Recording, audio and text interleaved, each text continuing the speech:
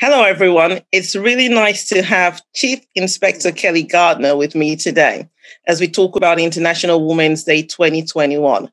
I am Fola, and I want to start our conversation, Kelly, by asking you to kindly introduce yourself and tell us a little bit about what you do. Okay, thank you very much for having me today. It's a pleasure to join you. So, lovely introduction. Yes, my name's Kelly Gardner and I work for Thames Valley Police.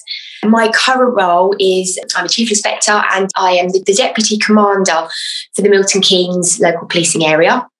So my role is incredibly diverse. The main element of it includes the leadership of around 300 plus people, so all the response officers, so all the PCs, the PCSOs that do our incident and response cover, so they respond to all the 999 calls and the urgent calls and also all the neighbourhood teams. And then just to give you a bit of an idea of some of the areas of my responsibility, I hold the portfolios for resourcing and resilience, domestic abuse, knife crime reduction, prevent, victim satisfaction, and mental health, and not forgetting COVID, which has been a big part of my work over the last year.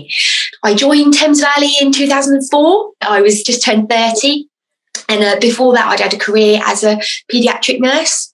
So I trained to do that when I left school. And since joining Thames Valley, I've performed both uniform roles and detective roles. So I've been in CID and worked with sex offenders and done lots of change projects as well across the force. And then on top of my day job, I volunteer and am part of our hostage and crisis negotiators cadre. So that's a voluntary role, and there's about 25 of us who do that for the whole of Thames Valley. So we're on call, sort of on a rota, but sort of 24/7, and we respond to people in crisis, kidnap situations, lots of different things. It's a wonderful part of my job. And then I'm also the treasurer for Thames Valley Police's Women's Network, which is a really active executive that celebrates women's achievement. We raise awareness about equality and really work hard to educate and improve areas such as flexible working, maternity, menopause, and general sort of health and well-being. That's me, that's work. That's a lot of work. And I'm going to come back to that. Before I go there, I just wanted to ask you about the shift from being a pediatric nurse to Thames Valley Police. How did that happen? So I left school and I wasn't quite sure what to do with myself. And my mum said, "Oh, you'd make a lovely nurse." So off I went and did my training and decided paediatrics because I love kids. So spent quite a bit of time on children's wards, worked at Milton Keynes, Bedford. And then I went off to Keach Cottage Children's Hospice in Luton. And I worked there for about 5 years. And I worked in the community.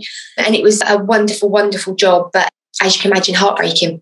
And I lost in a period of time quite a few children that I'd looked after for a long, long time, because children's hospice care is quite different to adults care. It's not generally end of life. It's a lot of long-term respite because it's for children with life-limiting conditions as well. And I think I just burnt out, to be honest. And my husband was in the police and used to come home with tales of adventure and excitement. And I thought, I quite like the sound of that. You know, it's people. So made the leap and applied when I was 29. So our little boy was 4 or 5 then as well. So it was going to be a really big change for us. Got in and haven't regretted a moment of it. I think the knowledge and experience and everything I learned as a nurse with people made me good at what I do. Just having that ability to talk to people in really difficult situations. It's the same across our public sectors. So the transition was not too difficult for me in that respect. So that was the reason behind it. Brilliant. And then you said you joined when you were 29. But I was thinking about what it was like for women when you joined. And you talked about being part of the Women's Network and some of the changes that you have seen happen over that period of time. Can you share some of that with us? I think joining as a woman back in 2004 to today, is it different? Not hugely. When I joined, there was a big recruitment drive. They were really keen to recruit women at that time. At that point, we started to go into the sort of 40% split, you know, rather than before it was kind of traditionally only sort of 20% women police officers. So I think I joined at a really good time in policing where door was open and they were embracing the differences that we could bring. I've never found any difficulties myself in being a woman in policing. We are just as capable as our chap counterpart at doing the difficult things. We can run just as fast, and with the right training we can do all the restraint stuff, but we do bring those softer skills, and so are good in the roles that potentially just take a little bit more of that active listening, a little bit more care and attention. That's not belittling what our chaps do by any stretch. I don't see a huge difference. But what is interesting is I think we haven't still got any better at recruiting women. We sort of hit a plateau, and I think we still need to improve that. So when we go on later to talk about, my pledge for International Women's Day, it is to continue to drive that recruitment. We need more women. We need particularly more women from BAME backgrounds, because we're still nowhere near what we need to be. We need to be representing the communities that we serve. And we need to, importantly, get more women into more senior ranks as well. Excellent. I was going to ask you, because I know you won the Women's Leaders Award for Public Services. I also know that when you joined, you said that you will endeavor to deliver an excellent service to the communities we serve. So what are you most proud of in terms of the service that has been delivered to Milton Keynes? There's lots of things I'm very proud of. I think that probably the big standout issue at the minute for us and nationally is around violent crime and knife crime in particular. Young people carrying knives and losing their lives as a result. So since when I came back from the LPA, getting on for 18 months ago now, we had a series of murders which were with knives and many with young people. It's devastating. It's devastating for their families, for their communities, for their friends, for us as officers. We don't want to see it, do we? We want to see our young people thriving. I look to put together a specialist team to start to tackle that violent crime. So we got a violence reduction team in Milton Keynes, and we look at more of that public health approach, which the government are talking about more and more every day and are pushing that agenda, because it's not just about policing, it's all the other services as well. It's about education, it's about health. We need to do this collectively, and we need to do it from children from a really young age. So within that team, we've looked at early engagement and intervention. So not just the enforcement side, which is, incredibly important, but diverting young people once we are made aware of them into different arenas and giving them that important coaching and mentoring. So the team I've put together, they're a phenomenal bunch of individuals, so passionate about this. And the work they've done has been incredible. And we're nearly at the end of the year, and it's great to see that our knife crime has reduced by 8% from last year. So what we're doing is working. We're not there by any stretch. This is a long term, this is going to take us years and years collectively to reduce. But what we've done is starting to make a difference, which I'm absolutely phenomenally proud of. And we want to say thank you for that as well. So I want to come back to the roles, because when we started and you talked about yourself, you sort of talked about all these roles. You do the diversity of roles and the ones you even do volunteering your time as well. So I want to ask you the question to do with balance. And I'm sure you have learned over the years how to balance everything, family, work. And you talk about also long-term illness as well in sort of your profile. So I just wanted you to share a little bit about that, and also how you balance everything, that you do. $1 million question, isn't it, for a mum, wife, woman with a very busy career. And at times I've probably not done a very good job of balancing things. So yes, you mentioned the long-term condition. I've got bad back. I hurt it back in 2006. So just shortly after I joined the police, I was injured on duty and ended up having to have quite significant surgery because one of my discs completely ruptured. So I've battled with that on and off since. And that was quite tough in policing because it is a physical frontline role for the majority. And that's the role that I was in. So I am very stubborn. So worked really, really hard to kind of maintain my fitness and keep doing that frontline work. But eventually, it did start to catch up with me. So I thought, well, that's what drove me to more go through the promotion route and sort of seek out going through sergeants and inspectors ranks, because I knew then I didn't have to be quite so frontline and kind of get that balance right, so I could still give and be motivated by what I was doing, but have that balance where actually it wasn't going to affect my health. I think the last year, reflections for all of us, has brought some light to the balance of work life, hasn't it? And I got quite poorly at the end of the year, and I think to an extent it was probably because I was so busy at work, and then when you get an illness and you don't rest, you get really, really sick, and these things, flu just completely floored me. So, I had to kind of take a restock and go, okay, let's get this balance right. So it's a work in progress, I think, constantly. I don't know that I haven't quite nailed it on the head, but for me, what has brought balance is being kind to myself and taking some time out and not thinking that that's selfish. I big into yoga, love yoga, and getting on the mat every day is where I find that balance. Mm-hmm. Even if it's for 10 minutes, half an hour, just to breathe, just let the things come into my mind, let them go again. But that's my time where I can just focus on myself. And it has really brought a really good balance to work and life for me. Excellent. Thank you so much. And you started talking about 2020 in there. And I do want to go back to 2020 because it was a year like most of us have not seen before.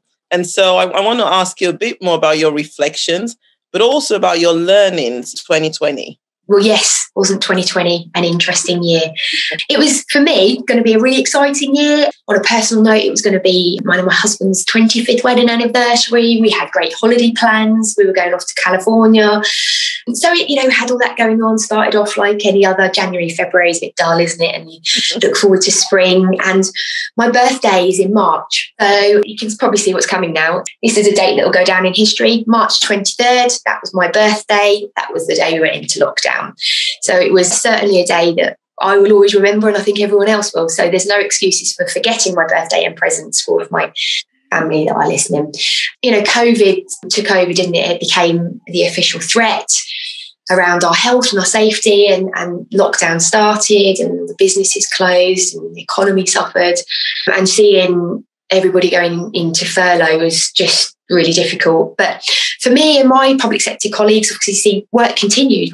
Not a lot changed in that respect. We still got up and we went into work every day, but we had to hugely adapt to the challenges. So looking back, I experienced things individually and collectively. And I think looking back on those reflections has really served a purpose, and it's allowed me to acknowledge the suffering and the loss in quite a meaningful way. So professionally, the COVID pandemic and the various lockdowns have brought huge challenges in policing terms. I led our frontline response at AMK, so we had to adapt really, really quickly, and this made a difficult time initially, but we got our heads around it because that's what we do. And so we had to change working practices, bring in new legislation. I had to move resources around. I had to risk assess everything. We were having to source PPE initially, couldn't get it. The list went on. And I think what's worthy of celebration, and I will always come back to this, is I have so much praise and for the amazing bravery and commitment and the determination to keep our community safe from my frontline officers and staff. They are nothing short of extraordinary, what they've done in the last year. They're just fabulous. Like many, I've loved and lost in 2020, and not being there to comfort family and mourn them was really hard. But, I look to the memories, and that brings me comfort. I think a big personal challenge for me, and share this with you, is I miss my family absolutely desperately. My mum and dad are in their 70s, and my dad was given the old letter from the NHS, and he went into the extremely clinically vulnerable category. And normally I pop round 4 or 5 times a week to see them for a cuppa and a natter, really close, and not being able to do this was really, really difficult. Then coupled with being really busy at work was hard. And I felt a terrible, terrible sense of guilt that I couldn't be there for them, and I couldn't be doing their shopping and getting all the medications. I'm their daughter. That's my role. I need to be doing that. I've got an amazing big brother, and he's got a fabulous wife. I'm very, very lucky to have them. And they took over the role of looking after mum and dad. and they did everything and they had no issues with it. So what did I learn from that? That it was my issue. I was out of control. I didn't have that sense of control, and it just was really hard for me to give that up. And I imagine lots of women listening probably felt really similar. So this was when I started doing lots of yoga, the gym's closed, hit YouTube, and that helped me regain a calmer state of mind, just learning to breathe and be kind. So 2020, I've learned to be grateful for friends, family, health. And I hope that when the restrictions are relaxed and the weather is better, we can start to see our family. I think some of my most precious memories, because it wasn't all doom and gloom, was it, 2020? And I'm always one for trying to pick some positives, was because when I did go and see my mum and dad, normally dad would be watching Sky Sports, golf, dart, you name it, he would watch it. Mum would be pottering around the house. And so you'd have a cup of tea, but everyone's just doing their thing still. We had to sit in the garden because we had to still be socially distanced. And so we talked for hours, and it is some of the most precious memories I will have for the rest of my life, because that is something that COVID did, which was really special. So in every cloud, there is a silver lining. So looking forward, now we're in 2021. What are your hopes and aspirations for 2021? And also, I want you to think about a word of hope you would give for women. 2020 is gone with its stories, its joys, its highlights, its reflections, its learnings, for every one of us. If there was a word of hope you want to give to women in 2021, what would you also say to them? So I hope 2021 is happier and easier for everyone, and that it will be a time for reuniting everybody with their loved ones, that our economy will begin to thrive, that we can go on holiday and get some sunshine, and that just some degree of normality will be restored. And I think thanks to our amazing NHS and the rollout of the vaccinations, that is absolutely a possibility, and it's looking great. 2020 was challenging, but our communities really rose to that challenge, didn't they? And you saw them being resilient, self-reliant, and so many amazing people stepped up to help neighbours and the vulnerable people and those that were shielding. And I hope that we will continue to do that, and that element that we brought and that brought us together will continue. I didn't make any New Year's resolutions this year. Normally do. It's normally around giving up chocolate or something like that. But I think because 2020 taught me that plans were repeatedly broken, I don't want to look too far in the future at the minute. I just want to be present and just be thankful. So normally I'd really champion in the people that I mentor and coach, having great ambitious goals and resolutions as we hit the new year. I think this year, I would have been looking for getting promoted, but just to say, living for the moment. So I think with so many variables still a little bit out of our control, I've got a bit of a different conclusion this year, and don't feel that this is a big year for change, big change, but maybe more personal reflection and incremental progress, just some small wins. Let's just be kind to ourselves. So I'm not saying you can't change your life, just be kind and don't let your confidence get crushed because you didn't achieve what you set out to achieve. I'll be aspiring to focus on me and my hobbies and my family. I will still focus on my career because I really enjoy it, and just being the best version of me that I possibly can, surround myself with people who bring out the best in me as well. And I think then I'm confident that good things and opportunities will fall my way. I really believe that taking care of your physical and your mental health will help you grow and evolve in ways that potentially you wouldn't otherwise. So I'm going to look for the positives, what we can do with our time instead of mourning what we've been unable to do. So a word of hope. It's a word I use all the time anyway, and lots of people do, and it was a word that was used a lot in 2020 and is part of my values, and that's kindness. Excellent. So we're talking about the International Women's Day, and we know that the theme this year is Choose to Challenge. And that's all about an inclusive world and recognizing that from challenge comes change.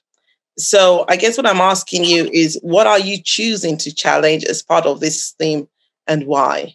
So yes, International Women's Day asks us to raise our hands and call out aspects that are unhelpful to women. So as a senior woman in policing, our officers and staff face with me the challenge of ensuring that we've got a workforce that's diverse and that our communities feel confident with the quality of service that we provide.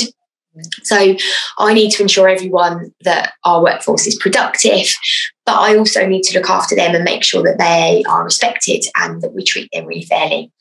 So a question I keep repeatedly asking myself is, how can we recruit and retain more women, and particularly more women from diverse backgrounds? So therefore, I've chosen to challenge the continued gaps in our recruitment and retention, so which we've started with around women police officers. I want to promote the drive to increase the number of women at all ranks and across all our diverse groups to ensure we genuinely represent the communities we serve. So why have I chosen that? Well, just over 35% of our police officers in Thames Valley are female. So we still haven't got that 50-50 split.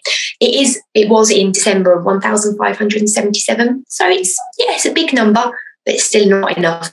And only 5.2% of those total, all of our officers, are from BAME groups. And so that really needs to be our focus. I want to highlight the importance of challenging biases and misconceptions around women in policing, and hope that that will create a more inclusive and gender equal force. You know, TVP is a fabulous employer, and we work really hard to offer flexible working, part-time, job sharing. We do maternity buddy schemes, wellbeing programs. And there's a huge amount of different entry routes as well now. So you can fast track into be a detective or become a PC to inspector over 3 years.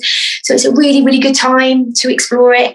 We've got loads of support networks. So we've got the Women's Network, which is an amazing group, the LGBT, Christian Police Association, the Muslim Police Association, Disability Support Group, and also support for minority ethnic staff.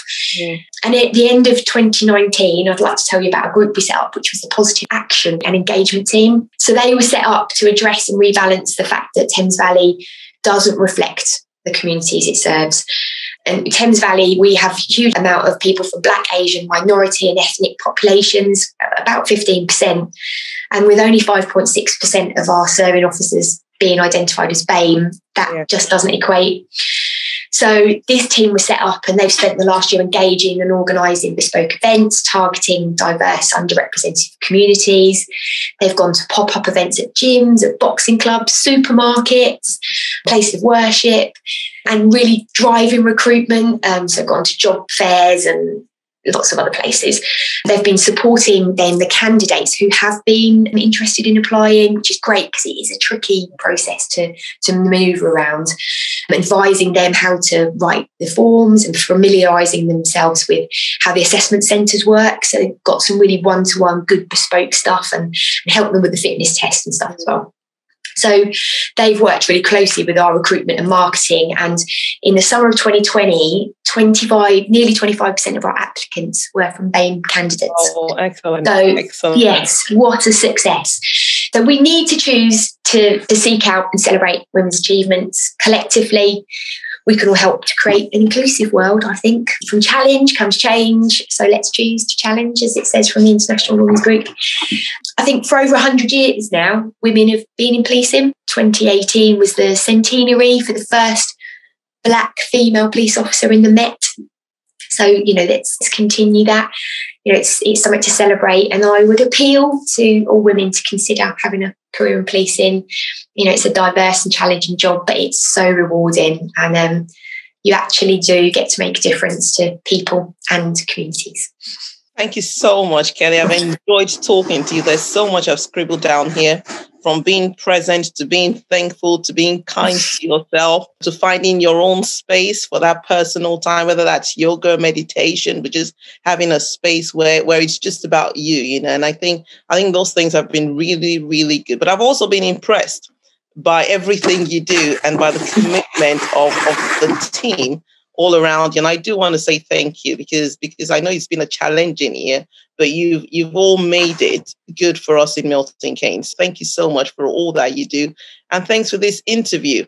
I'm going to give you one last time to say anything, a last word, and then we will finish. So thank you for your words and thanking us. That's really nice. We don't always get a lot of praise doing our job. The uniform that people love to hate, unfortunately, but those lads and lasses that are out there are extraordinary and are passionate about helping the communities in Milton Keynes, and I can't praise them enough.